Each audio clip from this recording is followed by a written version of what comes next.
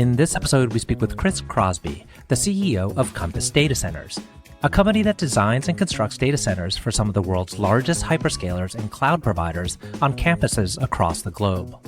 The company has taken in over $4 billion of capital and is backed by Ontario Teachers and Brookfield, among others. In 2011, Chris's vision was to focus on greenfield projects and deliver customizable, scalable, sustainable, and low-cost data centers in an expedited timeframe. Since its inception, Compass Datacenters has embraced sustainability with the efficient use of land, green energy, water-free cooling, and building materials. I'm your host, RJ Lumba. We hope you enjoy the show. If you like the episode, click to follow. RJ Lumba is the Executive Chairman of Market Insight Media and the Managing Partner of GrowthCap. He is the host of Great Entrepreneurs, a podcast for driven entrepreneurs and business owners. Our podcast covers all topics related to the entrepreneurial journey, from ideation to execution to optimization and to reaping the rewards of a well-run business. In the minutes ahead, we'll share with you unique insights and tactics from some of today's most accomplished and inspiring entrepreneurs. Chris, thank you so much for taking the time to chat with us today. It's a delight to be with you. Absolutely. Looking forward to it. So I'd love to start with one of your recent posts on LinkedIn, and I think it was so well written. And this is about your friend Robin Kuda of AirTrunk. You state, starting from zero is the hardest thing that anyone can do. A true entrepreneur. Those darkest moments are the loneliness. You know, this podcast is about entrepreneurship and the challenges you face and how to overcome those challenges. Can you tell us a little bit more about the sentiment behind what you were writing there? Clearly, you have direct experience of how hard it is. Yeah, it's a lonely journey. I think you got to have a screw loose, I guess, so to speak, to be willing to risk it all and to do the types of things that, I think Peter Thiel writes about it in 0 to 1. And I was giving Robin credit on 0 to scale, which I think is even another element to it. And the times where you have those real questions that come in, whether it's what's the business going to look like? Are we going to keep it? How are employees going to be taken care of? What's going to happen? Ultimately, at the end of the day, the buck stops with you. And, those are lonely nights, right? Those are times, the dry heaves, the kind of sitting there, the no clue how you're going to deal with the stress. What do you tell your loved ones? What do you not tell them? And if you're blessed, you've got some other fellow entrepreneurs that you can talk to that are in the club, so to speak. But it can get lonely, in those challenging windows because, ultimately, as an entrepreneur, you've said, hey, this is my idea and this is what we're going to go do. And you get people behind that vision. Well, it's your vision. And, at the end of the day, you've got to be the one that can help execute on it or get the right people that can help execute on it. Well, to date, you've had billions of dollars of capital come into the business and you're off and running. I like to go back to the beginning. What first gave you the idea to start Compass Datacenters? Yeah, so it's interesting. I had left my previous company, which I was one of the founders at, with Digital Realty, and had taken some time and kind of piddled around with a fiber thing, and was with my father actually on a golf trip. I'd taken him over to Ireland and was looking at some different stuff. And he just told me, I've known you forever. You're not going to be happy till you finally do your own thing. And because, I've been part of founding of some companies, but it was always in a kind of a group type of deal. And so I had kept talking about on the data center side and the wholesale data center space, which had originated, but the need for these single customer facilities with the ability for that client to continue to grow and to control their own destiny. And that was the gist of Compass from the get-go. And then the how you build the watch. So that's the what time it is. The how you build the watch was really taking my manufacturing background. And I had gotten to practice some of that in my time at my previous company, but really taking that manufacturing concept into the world of design and construction. I really thought there were a lot of things missing and the inefficiency there.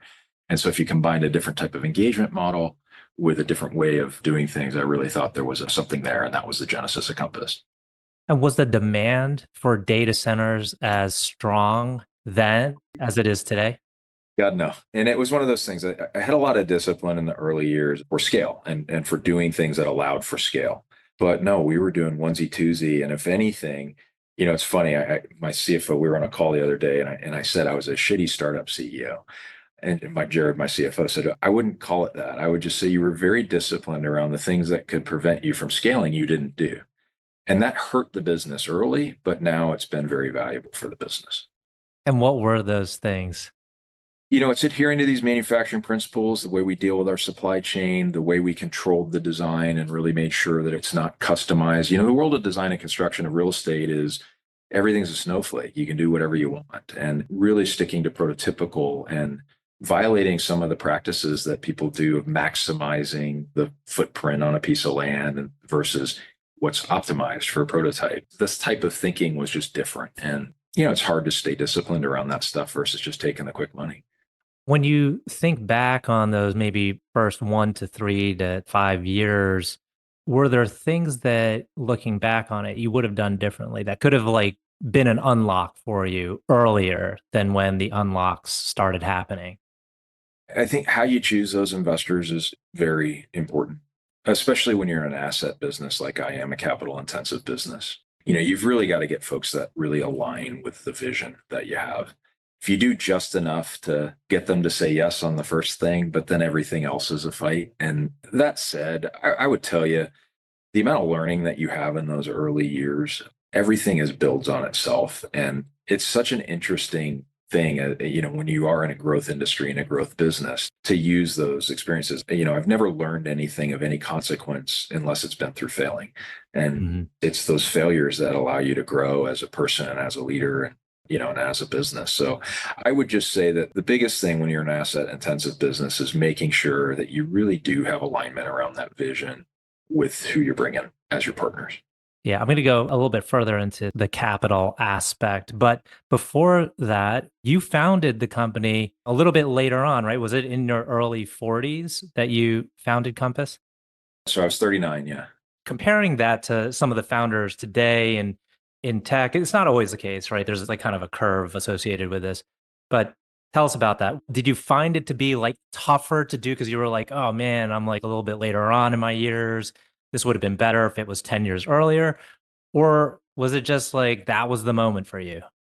Yeah, it was a moment. I mean, I would say that my path was a little different. I started the first 10 years in telecom and really trying to work that corporate world. I started as computer science and kind of did like the 9 jobs in 9 years type of thing. And I really valued the time in the corporate world from teaching you about what big business, and we grew a business unit from 0 to 1 billion during my time there, that I was an observer and seeing how big companies work well, and then also how they don't work well.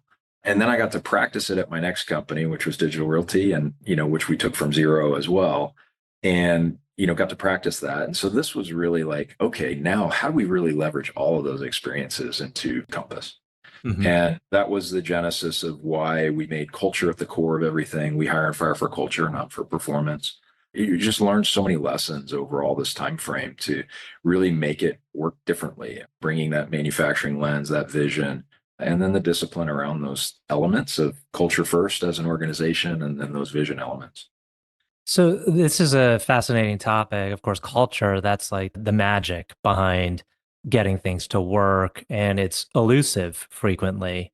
How did you establish a culture? How intentional were you at the beginning about the culture? And how do you find you're able to cultivate the right one? Yeah, it's a great question. I learned that you have to have formal culture. I've seen it erode away. I've seen it, where it's part of the organization, but not all of it. So decided very intentionally culture was going to be the core. If you're going to start a new business, put your wife through that.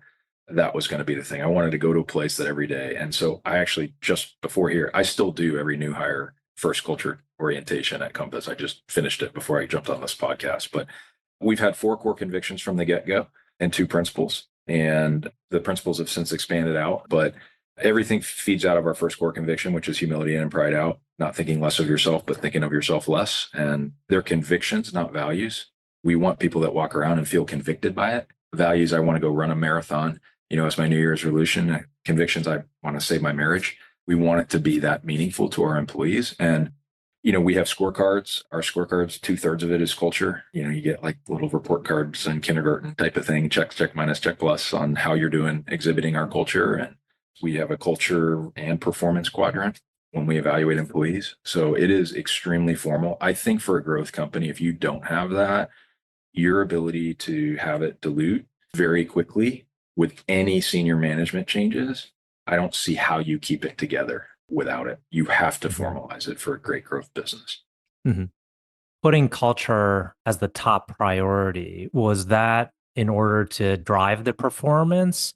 Or was that because this is the type of organization I want to build? Life is short. We want to interact with people the right way. What really was driving this need to have culture be front and center? Strong culture allows you to have diversity of thought. Diversity of thought is absolutely essential to build greatness. I'm a strong personality. If I don't have people around me that can push back and do those things, like a company full of Chris Crosby's is a dumpster fire. If I don't have a culture that allows for that and that formality around that, then you can't get that diversity of thought. You can't have people from different backgrounds in companies that work well together, right? You get clicks and you get things like that unless you have a strong culture. So it was very, very intentional from that regard in order to drive to greatness. We don't want to be the biggest company in the data center space. We want to be the best. Mhm. And so how we can be the best is by really focusing on these things. And then how do you measure, if you have the scorecard, how do you know someone is truly abiding by your principles? Yeah, so we still do reviews as an executive team. We have little quadrant reviews and things along those lines. We evaluate based upon how they're doing on culture, and we peer review to make sure that we don't have blind spots of people and how they exhibit their culture across organizations as well as within their own organization. Got it. And now heading back to the capital side, listen to your track record before founding the company. One would assume you get in front of an investor. They'd be like, we get it. You have the right background to do this. Your thesis is well thought out. Here's the money. You're smiling, so it didn't go that way. But tell us a little bit about that part of the process. You know, it's amazing. Data centers are spending so much money. I think on a smaller scale, yeah, that's the case, right? But when you are spending the hundreds of millions, billions of dollars that we're spending, right, we fit above everybody's financial authority policy. So you really are having to get buy-in from the top down. You become such a large percentage of any one investor and what they can do. So the amount of capital that's in the data center space, and especially post the AI boom, it's a fascinating time frame, right? This is a transformational economy time frame, the kind of stuff kids will read about in history book type of time frame. And so it's not that simple from a capital perspective. And there's a high hype factor that's there. We really haven't had a shakeout in the data center space of who are class A providers, class B and class C. Like you don't know that right now. And so as an investor, you're coming in and you're looking at a lot of different things. I do think that there's a lot associated with just the quantum of capital that prevents it from being that simple. Mm-hmm. Sometimes what gives some investors assurances is the team. It's you and the team. How did you go about assembling your executive team? So I did a do-over in 2015, 16, kind of started it again and started really with not trusting myself on hiring. And I've gotten a lot better at it now as I look back, 7, 8 years, but really just not trusting myself where I would plug holes based upon what I thought I could do subconsciously, right? And so really getting people who are people that are great at the things that I'm bad at. And up on my whiteboard above me, it says vision, it says execution plan, it says perfect implementation. There's a big red line through execution plan. I suck at it. I remind myself every day. So I've got a great team of people that can do an execution plan to help us achieve that vision and bringing that and continuing to bring that talent in. And I really love talent from not our industry, bringing new ideas and new and fresh things. So I think that's super important as well. Is there a characteristic or common trait that your executive team members exhibit? Or is there a certain thing that you look for once you see it, you're like, okay, this is the right fit? Yeah, they all are 100% bought into our culture. That's everything. Like when we do interviewing, it's 9, 10 interviews, of which maybe 1 or 2 are around skills, and the rest of it's all just can you fit into the culture that's here? That is absolutely critical. And so for me, it's really finding those folks that are humble, want to learn, want to grow. If we can get people that can adhere to our first core conviction, that goes a super long way. And that's really been the secret sauce of finding great people. Again, on the capital front, you've got, premier investors at Brookfield, I believe is one of your biggest investors. Tell us about that type of partnership and how it's played into how your organization has evolved, how your company has evolved. Yeah, so Ontario Teachers came in, pension plan came in back in December 2016 timeframe, and they've continued to stay in the business. And so they and Brookfield are kind of JV partners on our business at 48% each. And Teachers been a longtime partner, right? They're a longtime group. We moved from their private equity group to their real estate group over that course of time. And Teachers, Brookfield came in and took out the other shareholders back last October officially.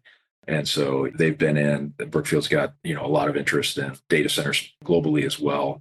But for us, what it does for us is we really needed to move from private equity into real estate and infrastructure. And so for us, that was a big gain to move us into a different cost of capital bucket. What's the biggest challenge for you today along the entrepreneurial journey? I know the challenge has changed when you're going from 0 to 1, and then you're scaling now and you're well into the scaling phase. What's the biggest challenge? What I'm really focused on this year is making sure, so I've got my executive leadership team, it's making sure my next level leaders, the senior leadership team, we are really focused on creating a legacy business that any one of us can take a one-way ticket to Tahiti, so to speak. And having a team of the next level leaders that really understand how our vision, our culture, our strategic anchors fit together and get used to make business decisions. That's where all my passion is right now, is on that phase. Because when that phase is done, when that set of next level leaders has got that ability to scale and to continue to grow and to continue to last from a legacy perspective, it's really what keeps me up at night as far as what I'm focused on and what I'm trying to work with. I do trainings and really try to work with that team to get them to that level of really understanding how that works organizationally. Mm-hmm.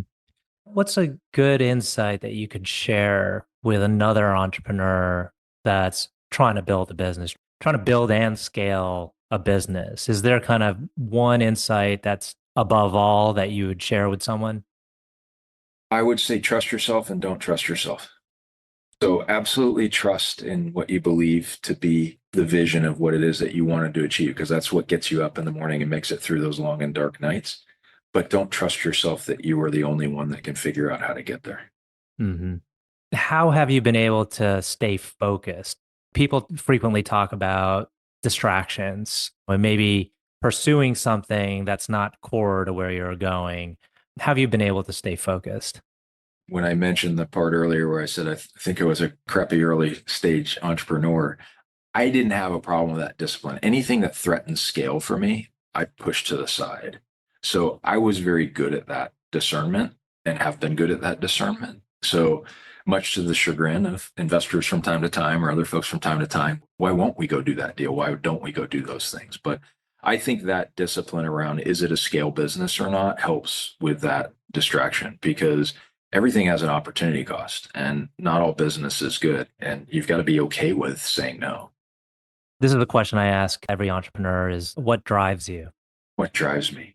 It's the same thing that you think you can make an impact. Like you really think that you can make some lives better. I'm so excited about this next round and, the amount of people and the amount of lives that get touched by it. And then being able to make some impact and contributions to our industry through innovations that we're doing and things like that and sharing those. And, I really think data centers, we've got a societal obligation to do this really well. And, we want to leave a lasting impact from a Compass perspective. And whether that be in our partners and our employees or in our customers or the communities that we serve. And we really want that Compass brand to be that across the board of all of those.